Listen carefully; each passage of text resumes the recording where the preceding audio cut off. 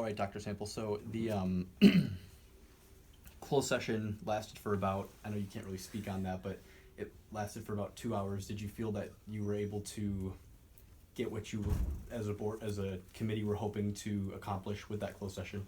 Yes, we did. At least from a committee perspective, and there was enough there for the committee to make a decision for a full board discussion, correct? And that full board discussion will be recommending the closure of the Maple Grove School. The full board discussion will be to hear from the attorney as far as any contractual agreements that the district has with the Maple Grove Governance Board. So it is simply going to be a discussion at that point. We need for the full board to be informed, just as our board members that sit on the committee are informed.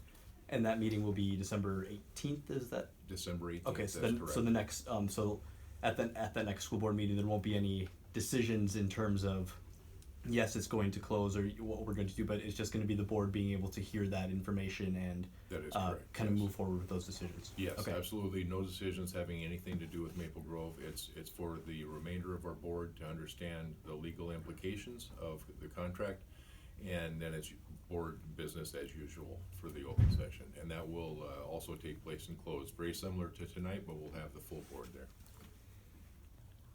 So can you tell us a little bit about why this proposal was brought forward? At the last meeting, it was my understanding that it wasn't really a budgetary concern as much as the number of students in the district. Am I correct on that, or? Declining enrollment throughout our entire district, and when you're talking about declining enrollment affecting 4 elementaries, 1 middle school, 1 high school, and one of your elementaries has 80 students, that they're going to be hit hard. And so since I've been here, and I've been here approximately 12 years, they had almost 100 students back then. And when you consider that of their 82 students right now, that almost half of those are from in town, yeah, it's concerning for us. So not only declining enrollment, we were successful with our last referendum. We're very appreciative for the community's support with our referendum.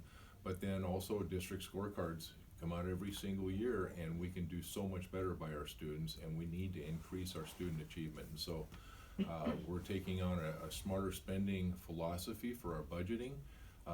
We're studying Auden, and it's saying that here's the research-based strategies that a school district needs in order to be successful. And in order to do that, of course, we need funding. And so that's what takes us, we're looking at every single aspect of our district. How can we improve our efficiencies from a fiscally responsible viewpoint, as well as giving our students the best opportunity for high achievement?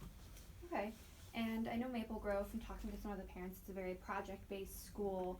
If the school were to close, would students still have some of that kind of project-based ability? Would that be incorporated in any of the other schools for parents that still wanted to keep their children in the district? Sure, it could be, certainly. We consider everything. Our parents are our #1 customers, our students are our #1 customers, and so we consider everything. We do have pockets of project-based learning, certainly at all of our levels, probably not to the extent in which Maple Grove does, but yeah, that's not outside of the realm of possibilities. Go ahead. Then what is the meeting in the new year in January regarding Maple Grove that's going to be held at the high school in the auditorium? We're going to have a listening session. We feel that's important for the entire community. At the last board meeting, it was discussed whether, I know that the Hamburg residents, the Maple Grove parents would like to have it out in Maple Grove, but we feel this is a community-wide issue and it affects all of our taxpayers. And so we're going to have at the high school auditorium, we're going to have a listening session to where we can make a presentation. It's to be, #1, transparent, and #2, to try to squelch some of the rumors that are taking place. We want people to be informed. And so we'll have that brief presentation. We'll hit on some of the points, and question and answer dialogue can take place at that time too. That's what we owe to our citizens. And that is January 8th? That is January 7th? Okay. Sounds I right to believe me. January 7th, Gotcha. so I'll send you Okay. guys out Sure. something, yeah. Are you able to share who you have been speaking with in the law firm that the legal counsel you guys were associating with? I can tell you that our school board's attorneys are Boardman and Clark. I think that's about everything that I Yeah. need if you Yeah, guys are 'cause you good. can't ask like what would happen with the contract, right? Because that's what closed session was about. That's correct. So like how it would work. So what I'm curious about is like would Maple Grove School be able to continue as a school? So say the district pulls out and like we're not, supporting it anymore, would Maple Grove still be able to operate as like a private charter school on its own? Well, private schools in the state have several different ways, but most of them require an entity that's going to fund them. So sometimes it's UWs, there's other charters, and I believe it's UW Milwaukee specifically, and just outside of Milwaukee, so they're gonna need some type of source to be able to do that. Kind of the notion of a private school, is not completely accurate. I'm learning a lot through this process as well. And so it's not outside of of a potential happening, but they would have to find somebody that would essentially underwrite and be the fiscal agent for them. And the final thing I have, are you concerned? So students that are alumni of that elementary school have the wonderful opportunity for that scholarship when they graduate. And is that something, that's kind of, making you or the board kind of consider? Is it such a great opportunity for students to be able to pursue higher education? That's a totally detached area.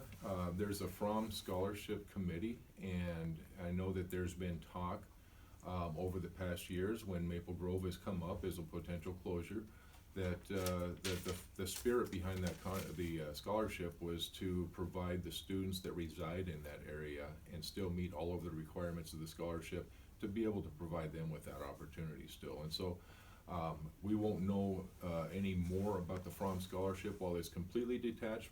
We care deeply for that. We don't want to see any of our students lose any potential scholarship dollars.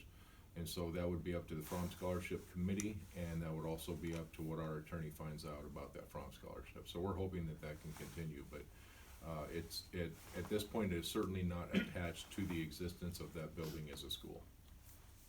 Okay. And there is one more. Sorry, I promised this will be my last one. So with the closure of Maple Grove, I know it has a relatively small population size. Are you worried about increased class sizes at some of the in-town elementary schools? And would there be a way, would teachers be reallocated or anything like that? Correct. With the teacher allocation, our attrition has been higher than 4 teachers typically of those teachers each year that resign or their spouses relocate because of a job or retire. And so there's 4 teachers out there, and last year we had a little over 20 teachers, the positions that were open.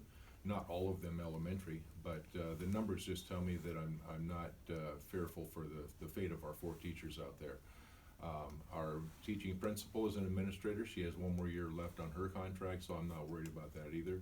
As for our at-will employees, we'll see what the attrition holds for that within the district as well. And the first part of your question was?